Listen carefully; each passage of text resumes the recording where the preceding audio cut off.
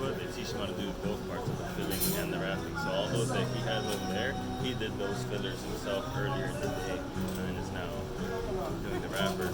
But say if you go to Dominican Republic or Honduras, where they just do these mass factories where it's your job to just do the twisting, it's just your job to do the wrapping, it's just your job to do the deveining of the wrappers.